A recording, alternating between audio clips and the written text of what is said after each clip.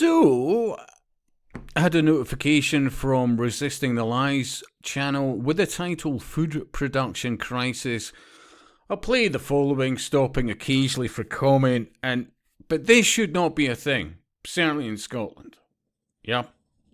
Scotland's Farming Union says the escalating disruption in the Middle East is rapidly developing into a food production crisis here. Disruption to vessels passing through the Strait of Hormuz has driven a sharp increase in fertiliser costs. Scottish farmers say that means they're facing increasing pressures which pose a risk to national food security. Our environment correspondent Kevin Keane has this report. I mean, none of this should be rocket science. And isn't it, well, interesting timing that they shut down in relation to the processing of oil. Yeah, oil refining. The one and only oil refiner in Scotland. Refinery, yeah. And it used to, historically, provide 150,000 barrels per day, providing the majority of fuel used in the UK. Think about that. Now, people could say, the plant was getting old, blah, blah, blah, some of the... Yeah, whatever. Any decent country, especially awash with oil and gas, would absolutely have made another one, built another one, at least another one. Yeah? Historically, having a backup has always made sense. Always. Seriously. Yeah? You look at yachting, especially what they call blue water yachting. The great yachts or boats or whatever you want to describe them as have redundancy built in, because when things fuck up and you've no other option and you're miles from nowhere, sometimes thousands, yeah, that's bad decision making, or lack thereof decision making. And it's the same with this. And it's not by accident. And you see all these Greens and other communists hell-bent on destroying the West. And this, and the excuses, I mean, really, we've got next to nothing industry-wise in comparison to what we used to be all about in the UK. And to get, to essentially shut down the one and only oil refinery. And what, funnily enough, a year later, because it ceased production, oil refinery production, in April of 2025. 1 year later, and we're at... Well, concern has been building for some time now about the impact of the crisis in the Middle East on food production here. There are essentially two things that farmers rely on that are being impacted by the effective closure of that vital waterway, the Strait of Hormuz. One, of course, is fuel. Things like tractors and other farm machinery use an awful lot of diesel, and the cost of that is rising. The other one, vital at this time of year when crops are being sown, is fertilizer. And again, much of that is produced in the Middle East. And there's another one. No country with an ounce of common sense would have things like fertilizer production somewhere abroad. Nobody. Unless, of course, it's this big plan towards world government and absolute control.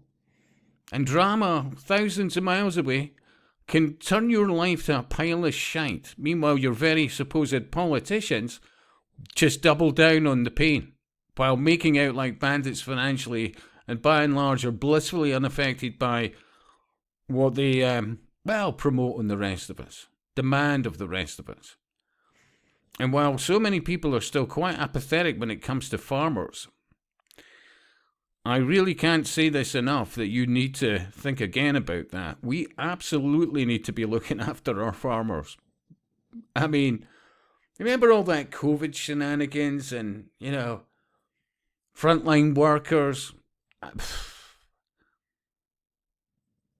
Nothing is more frontline than farmers. I can assure you that. But these interconnected death cults hell-bent on destroying farmland by building properties that we shouldn't need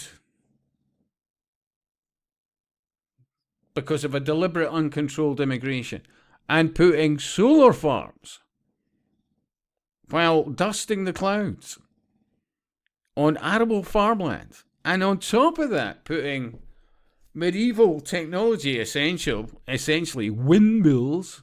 I mean, even when it comes to energy in relation to that, there's so many other options better than windmills, but it had to be constantly in the mind of people. Oh look, it's creating energy, and much of the time the only reason they're spinning is because of a bloody diesel generator.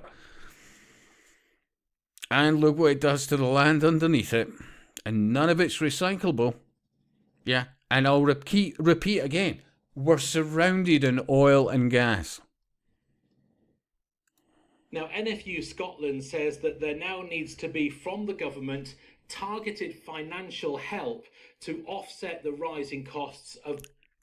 Anytime government says targeted financial help, well, how did, going back to the COVID shenanigans again, how many hoteliers, pubs, eateries, all the rest of it took that poison chalice of some help, but remember, that help is essentially usually a loan of which they have to pay. And remember, how many businesses, even a couple of years after that was given to them, did they crash afterwards because they couldn't afford the repayments? And none of it should be the case. We should be focused on low-cost fuel, etc., etc. Low-cost products. Historically, any country where you've got high-quality, low-cost products, people do well. None of this should be rocket science. But that while they're drum beating this, but don't worry too much, we're not, Both of those things, they say farm businesses are becoming unsustainable, and they say that without that help, then the situation could become catastrophic. I don't want to be scared.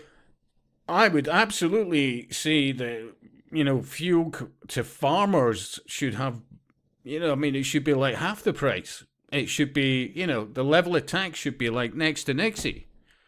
Because they're way beyond front line. No country in their right mind wouldn't be helping their farmers. Seriously. It's the fucking very lifeblood food production. And, going back to that oil refinery, what was it? Apparently, the loss of at least 400 or 500 highly skilled, high-paying jobs.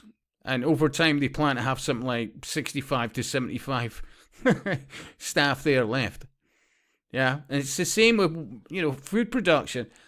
You de-incentivize in many instances, intergenerational farmers with skills beyond belief, knowledge of the land, all the rest of it, and then you replace it with either not being farmland or some kind of corporate farm production of soya-based toxicity that will end your life so much quicker.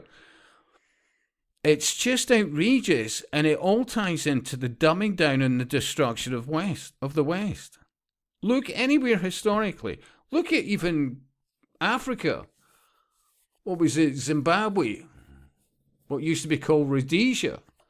And then they demonized the white farmers, and then the place went into an absolute shithole. And now they're begging to have the white farmers back. And they're not wanting to go because all it takes is a change of, another puppet and they're back to square one. And now look at South Africa. Jeez, seriously.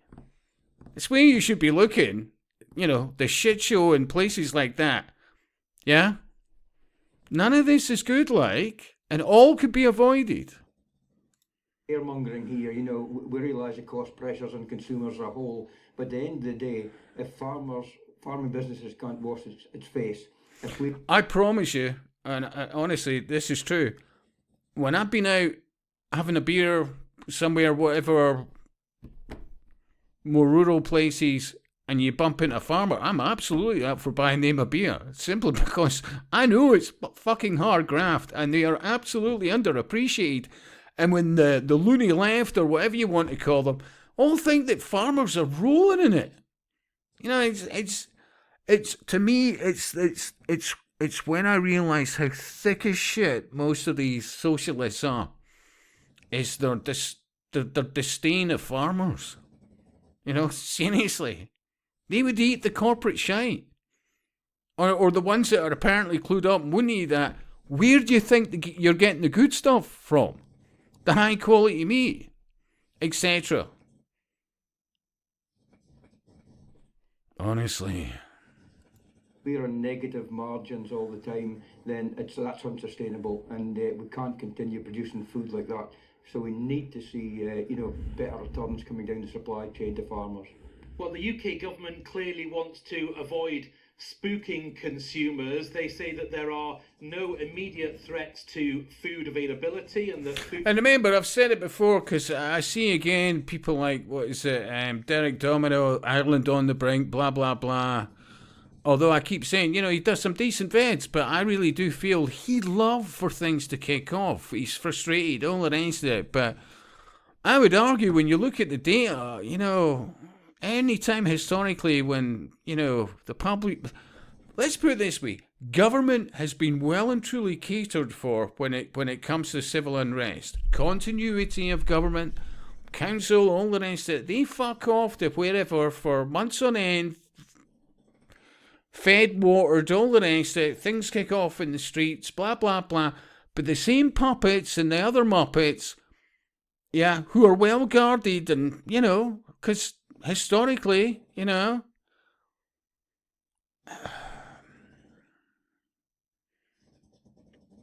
is a big naivety to what is going on. All I've tried to say to people, and another reason I do get frustrated with people like Derek Domino, especially lately, is they never talk about the occultists, Freemasonry, Eastern Star, Theosophy, Humanism, the witchy poos, all the rest of it, the New Age Brigade. None of that. It's just point at puppet politicians that are betrayers, apparently, or treasonous individuals. I'm not disagreeing with what they are in relation to their actions. Yes, very treasonous, but, how about why are these people doing what they're doing? What is this common denominator? As opposed to, we need to kick off. Seriously.